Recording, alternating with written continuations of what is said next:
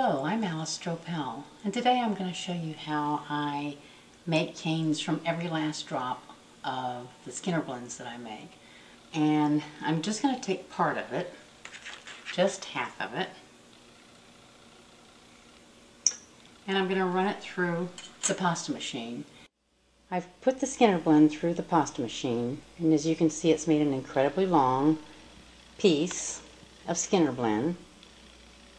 Number 8 on the pasta machine, and I'm going to begin to make my Skinner blend canes. I begin by cutting the very edge off,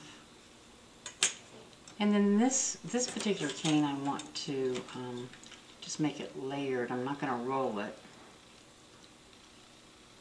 I'm going to layer it, making sure that I get all the bubbles out as I go. I'm almost to the end now, and now I can actually pick it up and fold it that way. It makes it a lot easier once you get to the end. And as you can see, I have a lot of waste on the ends, and that's because especially because I have a motorized pasta machine, and as just the weight of the clay pulling through the pasta machine elongates it, makes it thinner in the middle. But it doesn't matter. We're going to use it all. Anyway, there's my Skinner blend. And I think what I want to do is I'm using her as a model as the last time I did a Skinner blend. And I'm going to make a stripe with a different Skinner blend in between. Actually, I've looked through my stash of canes and I found this one. It's just a bullseye made with a Skinner blend. Has a purple outline around it. I'm going to reduce this down and use it for my stripes. I need to keep reducing it until I get enough length so that I can go through this twice. This one's all ready to go. I'm just going to insert it right in here. Now remember, I want it this way. This is going to be the front of my cane. So I'm working this way. And that's my cane.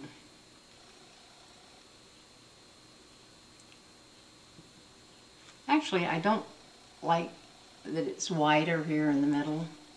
I want it a little closer. So I'm going to trim just a little bit more off. But don't worry, we'll use that.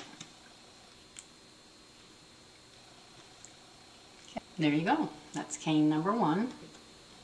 Okay, here's that piece I cut off in the middle. I've rolled out a little piece of black clay, number 8 on my pasta machine. I want it, this cane to go from light to dark, so I'm going to put it to roll it that way. And now I've got a little matching cane going from light to dark. Now I can do a lot of different things with this, and I might eventually, but right now I'm just going to leave it like that and work with it later. Now here are 2 edges that I cut off just a minute ago, and they still have the gradient in them, the Skinner blend, and I don't want to waste that. And then I'm going to put a second sheet, and I've got the gradient on that side, on that one, the white on that side. And so I'm going to reverse this one. I have black on one side, a layer in the middle, and then I'm going to put another layer on the top. And actually, it's kind of neat on that side too. I might want to use that. I think that's something like I used here. Is I just squished down, made a cane, layered it, and used it for her front. And now I have 2 end pieces scrap that I have left over.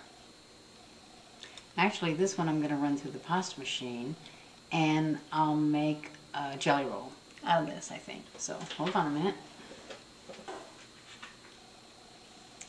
Okay, I ran that piece through, number 8 on the pasta machine. Got a piece of black, number 8 on the pasta machine. So you see, instead of just making a pile of purple clay, I've actually continued to use my blend to make complementary canes. See? Okay. Actually, that about does it. I didn't have a lot of waste that time. I do have this piece that's a little left over. And because it's from the same color group, I'm going to, actually, what I'm going to do is I've flattened this one out that I used in between. It's that jelly roll. It's got a little magenta and white Skinner blend in it. And I'm going to use that with the rest of the scrap clay. Okay, I run this through the pasta machine on number 1. And I'm going to layer it with this. And I'm going to cut it in half again so that I'll have 2 pieces together. So now, out of that, I've gotten 5 canes.